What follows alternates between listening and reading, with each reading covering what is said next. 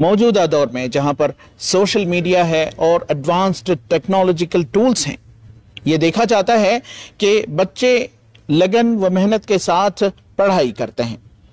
साल भर की पढ़ाई के बाद जब वो इम्तिहानात में जाते हैं तो उस कदर जिस तरह उन्होंने पढ़ाई करी है उस तरह लिख नहीं पाते। तो ये समझा जाता है कि बच्चे ने मेहनत तो की है लेकिन याद नहीं रख पाया।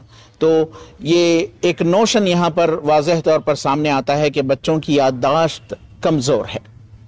क्या बच्चों की याददाश्त कमज़ोर होती है? ये यंग चिल्ड्रन हैं जो स्कूल या कॉलेज जाते हैं। आमतौर पर बच्चों को मासूम भी कहा जाता है, तो फिर इनकी याददाश्त कमज़ोर क्यों? इसी मौजू पर बात करने के लिए हमारे साथ मौजूद हैं डॉक्टर रफ़ीउल्लाह बेग, जो कि चेयरमैन हैं सक्सेस माइंड्स इदारे के, जो कि मेमोरी एक्सपर्ट हैं। तकरीबन 30 सालों का तजर्बा रखते हैं मेमोरी और ग्राफोथेरेपी में। सर बताइए कि जो यंग बच्चे हैं, बहुत ही मासूम किस्म के होते हैं, बच्चों के बारे में कहा जाता है, आखिर इन बच्चों में ये मेमोरी स्किल्स में कमी क्यों पाई जाती है? ऐसा क्यों हो रहा है कि बच्चे कमज़ोर होते जा रहे हैं अपनी पढ़ाई में भी? और आमतौर पर क्या चैलेंजेस बच्चे पे फेस करते हैं ये मेमोरी को लेकर के? पहली बात तो आपको मैं वाज़ेह कर दूं कि मेमोरी स्ट्रांग और वीक नहीं होती। मेमोरी किसी बच्चे की भी अच्छी या बुरी नहीं हो सकती। जो बच्चे के बारे में मुझे अक्सर पेरेंट्स बोलते हैं कि मेरे बच्चे की याददाश्त कमज़ोर है, ये भूल जाता है, वही बच्चे को फिल्म याद रहता है। 1 साल की पढ़ाई करते हैं बच्चे और माँ बाप को लगता है कि 3 आवर में वो भूल जाते हैं और एग्जाम में मार्क्स कम आते हैं। और स्टूडेंट्स को भी यही फेल होता है कि मैं भूल जाता हूँ सर, एग्जाम में गया तो भूल जाता हूँ। मगर ये हो नहीं सकता, क्योंकि जो बच्चा 1 साल पढ़ के 3 आवर में भूल जाता है, वही बच्चा 3 आवर पिक्चर देख करके 1 साल स्टोरी भी याद रखता है। तो याददाश्त है मगर सही जगह इस्तेमाल नहीं हो रही है। तो हम लोग मेमोरी स्किल्स के अंदर माइंड पावर को यूज करते हुए, मैं इस फील्ड का माहिर हूँ अल्हम्दुलिल्लाह। इसके अंदर 2 चीजें हैं, मेमोरी रजिस्ट्रेशन, मेमोरी रिकॉल। यानी जो आप पढ़ते हैं उसको माइंड में रजिस्टर कीजिए, जब जरूरत पड़ेगी तो तब याद करना है। Recalling at the given time is what children don't know. Their memory is good but it is not a trained memory, they are untrained memory. So मेरे वर्कशॉप्स में मैं उनको माइंड पावर और मेमोरी स्किल्स को training देता हूं, उनको techniques बताता हूं, तब जाके उनकी स्टडीज इजी होते हैं और वो एंजॉयबली मैथ, साइंस, इंग्लिश, कन्नड़ा सभी याद करके जब एग्जाम में जरूरत पड़ेगी टेक्स्ट बुक के वही हिस्से में जाकर वो याद करके लिखेंगे जहां पर उनको लिखना है। ये है माइंड। ये कई मेमोरी टेक्निक्स हैं, जैसे कि पेगिंग मेथड हमने सुना, लिंकिंग मेथड सुना। ये किस तरह ये यूजफुल होते हैं जब ये बच्चों को सिखाया जाता है, और ये बच्चे जब सीखते हैं तो किस कदर जो है मुतासिर इनके जहन होते हैं कि जो आमतौर पर मेमोरी का मसला पेश आता है इससे दूर हो? बिल्कुल। देखिए, जैसा एक फिल्म देखें, एक बच्चा अगर 3 आवर की फिल्म देखता है, अगर हमें उसे कहानी बोलने के लिए कहते हैं, 3 आवर का फिल्म वो 10 मिनट में आपको सुना देगा, ज्यादा से ज्यादा 15 मिनट में वो सारी कहानी आपको बता देगा। तो वो ऑलरेडी समराइज कर रहा है। इसी तरह जब वो चैप्टर पढ़ता है, उसके अंदर 20-25 पैराग्राफ्स होते हैं और उसको 20-25 पैराग्राफ्स पूरे याद करने की जरूरत नहीं है। एक पैराग्राफ का कीवर्ड अगर उसके दिमाग में आ गया तो वो सारा पैराग्राफ उसको लिंक में मिल जाएगा। तो हम क्या करते हैं, बच्चों को लिंकिंग मेथड सिखाते हैं। लिंकिंग मेथड में क्या होता है, 25 पैराग्राफ को याद करना है, 25 पैराग्राफ के कीवर्ड्स को ले लीजिए, एक एक पैराग्राफ का कीवर्ड लीजिए, 25 पैराग्राफ के 25 कीवर्ड्स हो गए, 25 कीवर्ड्स याद रखेंगे, आप 25 पैराग्राफ लिख पाएंगे। तो इसे कहते हैं linking method.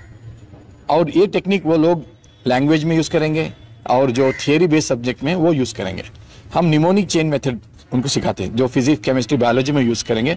Properties, advantages, disadvantages, users, ये सारी चीजें जो लंबी कतार में आते हैं 5, 10, 15, और साइंस में उनको एक के बाद एक लिखना है। अब फर्ज कीजिए 7 colours that you have to remember in rainbow. अब रेनबो के 7 कलर बोलना है। अब रेनबो के 7 कलर साइंस में वही तरतीब में लिखना है जो तरतीब में वो सीखे हैं, यानी वायलेट पहले आना है और आर रेड रात में आना है, तब जाके उनको फुल मार्क्स मिलेंगे। तो हम लोग क्या करते हैं, वो 7 कलर के पहले अल्फाबेट को लेते हैं, वायलेट से वी लेंगे, इंडिगो से आई लेंगे और उसका एक वर्ड बनाएंगे, विप गयार। विप गयार याद हो गया तो 7 कलर्स आ गए, वो भी एक ऑर्डर में आ गए। निमोनिक चेन मेथड है और बच्चे इसे हंसी खुशी से अपने तौर से उसे ये निमोनिक चेंज बनाते हुए बड़े बड़े आंसर को छोटे छोटे टुकड़ों में वो आंसर को याद रखते हैं। जो बच्चा 10 एपिसोड देख करके एक वेब सीरीज का कहानी बोल सकता है, वही बच्चा 10 चैप्टर भी याद करके बोल सकता है। तो यहाँ मेमोरी का प्रॉब्लम नहीं है, एप्लीकेशन का प्रॉब्लम है, फोकस का प्रॉब्लम है और ट्रेनिंग का प्रॉब्लम है। जहां पर हम ट्रेनिंग दे देंगे वहां पर उनके रिजल्ट्स अच्छे आ जाएंगे। वही काम मैं 30 साल से करते आया हूं। मैं आपको बता दूं, आपके ऑडियंस को भी बता दूं, मैं 30 साल के इस तजुर्बे में अल्हम्दुलिल्लाह 5 लाख से ज्यादा स्टूडेंट्स को ट्रेन किया हूं। और एक स्टूडेंट, मैं अभी तक इंतजार में हूं, एक स्टूडेंट मेरे सामने ऐसा आ जाए जो वीक है, जो डल है, जो नहीं सीख सकता, ऐसा स्टूडेंट में देखने का मौका ही नहीं मिला। सर, ये जो वर्कशॉप्स में आप बच्चों को सिखाते हैं मुख्तलिफ मेथड्स याद करने के और उन्हें रिकॉल करने के, इसको आप मेजर कैसे करते हैं? एक आध सक्सेस स्टोरी बताइए। देखिए, जब हम टेक्निक को सिखाते हैं उसके अंदर एक कंपटीशन करते हैं और बच्चों को वो टेक्निक स्टेज पे आके सबके सामने प्रेजेंट करना होता है और वो जजेस होते हैं, उनका टाइमिंग्स वगैरह देखते हैं। जब हम ये कंपटीशन में डाल देंगे और जीतने वालों को गोल्ड, सिल्वर और ब्रॉन्ज मेडल देंगे, तब बच्चों के अंदर एक शऊर आता है कि मुझे भी कंपटीशन जीतना है। और ये कंपटीशन जीतने के लिए वो टेक्निक को बाकायदा यूज करते हैं, प्रैक्टिस करते हैं और उसे प्रेजेंट करते हैं। और बच्चों में याद रख लीजिए, गेमिफिकेशन करना बहुत जरूरी है।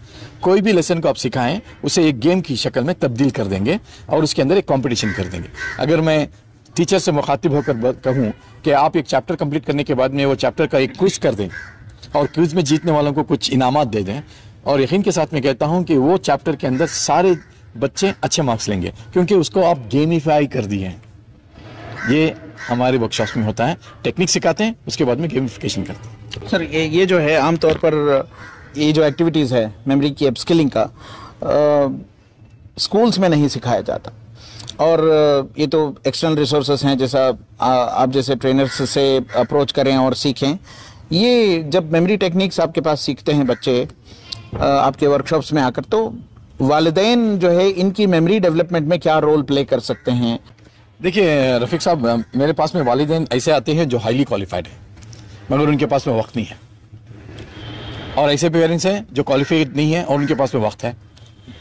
अब मैं वालिदैन से एक्सपेक्टेशन एजुकेशन का छोड़ दिया, मैं उनसे एक्सपेक्टेशन रखा हूं कि वो बच्चे को किस तरीके का माहौल क्रिएट करते हैं। और द पेरेंटिंग जो स्किल होती है, अगर एक बच्चे को मालूम है कि मेरे अब्बा मेरे अम्मी मेरे अंदर यकीन रखते हैं, वो बच्चा कभी भी गलत रास्ते पर नहीं जाएगा। अगर वो माँ बाप कह दें कि मेरा बच्चा अच्छा है और उसे यकीन है, वो बच्चा गलत रास्ते पर नहीं जाएगा, इसके अंदर अच्छा टैलेंट है, हम लोग इसका यकीन करते हैं, अगर ये दिल से बात निकल गई, यकीन मानिए बच्चा बहुत आगे बढ़ जाएगा। तो इसके लिए ज़रूरी ये है, the best gift the father can give to the children, ये अंग्रेजी में कहावत है, the best gift the father can give to the children is to love their mother. ये जो पेरेंटिंग का ये रिश्ता है माँ बाप का, ये रिश्ते में अगर मोहब्बत, इज्जत है और घर में एक खुशहाल माहौल बना दें, इससे ज्यादा बच्चों को क्या भी नहीं चाहिए। अगर आपको मैथ्स नहीं आता कोई बात नहीं, जब मैथ्स बच्चा कर रहा है आप उसके साथ में बैठ जाएं, एक दो सॉल्व करता है तो उसकी तारीफ कर दीजिए, जो डाउट आते हैं उसे साथ दीजिए, नहीं टेक्स्ट बुक में मिलेगा उसे आंसर देखने, तो कल जाके टीचर से मालूमात करके आना। ये होता है सपोर्टिंग सिस्टम। जब बच्चा रात में पढ़ता है, अकेला पढ़ता है, माँ बाप उसे साथ देंगे, उसके साथ में बैठ जाएंगे, उसकी हिम्मत अफजाई हो जाएगी। मैं ऐसे स्टूडेंट्स को देखा हूँ जिसके माँ बाप कुछ भी नहीं पढ़े हैं और वो IPS बना है, और ऐसे स्टूडेंट्स को भी मिला हूँ जिसके माँ बाप हाईली क्वालिफाइड हैं और बच्चे फेल हो रहे हैं। ये पेरेंटिंग है रफीक साहब, और इसके अंदर क्वालिफिकेशन की जरूरत नहीं, इसके अंदर है मोहब्बत की जरूरत, अंडरस्टैंडिंग। फिर एक बार मैं कह दूं, the best gift the father can give to the children is to love their mother. ये नहीं है फैमिलीज में आजकल। ये आजकल देखा यह जा रहा है कि सोशल मीडिया का रैम्पेंट इस्तेमाल, बहुत ज़्यादा इस्तेमाल बच्चे भी कर रहे हैं। क्या ये भी एक वजह हो सकती है कि बच्चों की जो मेमोरी है, जो उनकी ओरिजिनल कैपेसिटी होती है तख्लीक के बाद से, उसमें कमी आने की वजह हो सकती है क्या सोशल मीडिया का इस्तेमाल? मैं आपसे बिल्कुल इस बात में मुत्तफिक नहीं हूँ। जितनी ज़्यादा सोशल मीडिया वो यूज़ करेगा उतनी याददाश्त बढ़ेगी उसकी, क्योंकि फेसबुक का उसका पासवर्ड याद रखना है, इंस्टाग्राम का पासवर्ड याद रखना है, इंस्टाग्राम के किससे फॉलो कर रहा हूँ, उसका कमेंट क्या है और मैं क्या करना है, रील्स कौन से चल रहे हैं, ट्रेंड क्या है। इसका प्रेजेंस ऑफ माइंड बहुत इंपॉर्टेंट है, एप्लीकेशन का इंपॉर्टेंट है। क्या वो सही इस्तेमाल कर रहा है इंस्टाग्राम की, ये सवाल होना चाहिए। और अगर वो सही इस्तेमाल कर रहा है, यकीन मानिए इंस्टाग्राम के यूज से, फेसबुक के यूज से, यूट्यूब के यूज से अपने मार्क्स में वो इजाफा कर सकता है। मेमोरी टेक्निक सीख सकता है यूट्यूब में, इंस्टाग्राम में ऐसे ऑथर्स को फॉलो कर सकता है, ऐसे साइकोलॉजिस्ट को फॉलो कर सकता है जो माइंड पावर को इंक्रीज करने के नुस्खे बता कर दे। टीवी जब इजाद हुई थी तो हम लोग स्टूडेंट्स थे, तो जिसके घर में टीवी नहीं थी उसके घर में अच्छे स्टूडेंट हैं बोलकर एक सोच बन गई थी। आज हर घर में टीवी है, बल्कि हर एक के जेब में टीवी है फोन के जरिए से। क्या स्टूडेंट्स वीक हो गए? नहीं। टीवी का सही इस्तेमाल करे तो स्टूडेंट और अच्छे मार्क्स लिए, टीवी का गलत इस्तेमाल करे तो स्टूडेंट्स पीछे हो गए। इसी तरह इंटरनेट के बारे में लोग कहते हैं इंटरनेट आ गया है, उसकी तरफ से लोग गलत इंफॉर्मेशन ये करेंगे, गलत आदतें आएंगे। आज देखिए इंटरनेट में लोग चैट जीपीटी यूज कर रहे हैं, इंटरनेट में यूट्यूब यूज कर रहे हैं, उससे उनके परफॉर्मेंस में इजाफा हो रहा है। तो छुरी का प्रॉब्लम नहीं है, छुरी के इस्तेमाल का प्रॉब्लम है, मोबाइल फोन का प्रॉब्लम नहीं है, इंस्टाग्राम का प्रॉब्लम नहीं है, सोशल मीडिया का प्रॉब्लम नहीं है, उसका यूज का प्रॉब्लम है। मोहतरम, ये बताएं कि अब जो है जिस तरह टेक्नोलॉजी एडवांसमेंट हो रहे हैं, आर्टिफिशियल इंटेलिजेंस के मुख्तलिफ टूल्स आए हुए हैं, कहीं पर मुस्तकबिल को लेकर के अगर हम बच्चों की तरबियत के ताल्लुक से बात करें तो एआई टूल्स को हम कैसे देखें? अपॉर्चुनिटी के तौर पर देखें बच्चों की तरबियत के लिए, या चैलेंजेस के तौर पर देखें?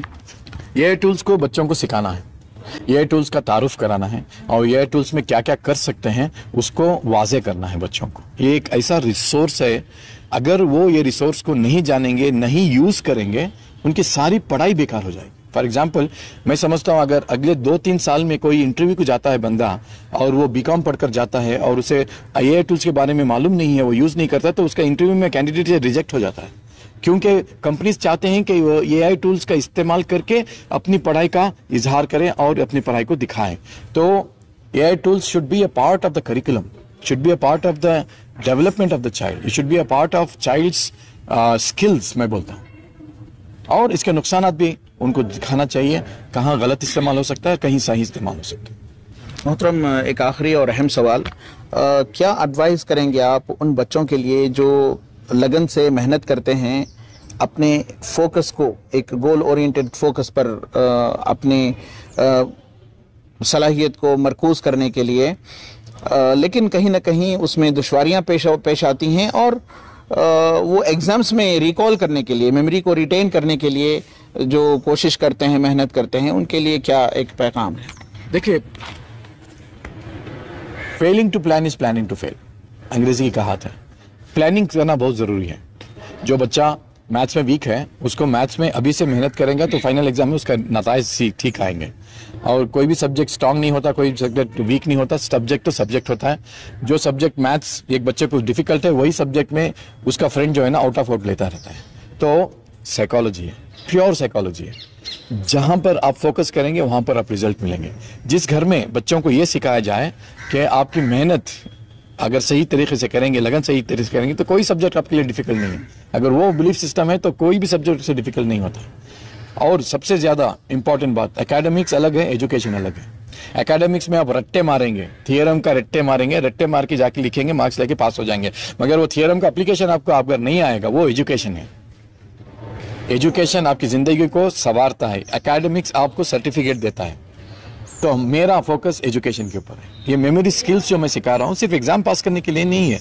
वो जब आगे बढ़ेंगे, डॉक्टर बनेंगे, इंजीनियर बनेंगे, एंटरप्रेन्योर बनेंगे, तो presence of mind, mind power, focus, ये सारी चीजें उनको आगे बढ़ने के लिए एक पावर बनेंगे, वरना ये सारी चीजें उनको पीछे लेकर जाएंगे। बहुत बहुत शुक्रिया। हम बात कर रहे थे डॉक्टर रफ़ीउल्लाह बेग, जो कि मेमोरी एक्सपर्ट हैं।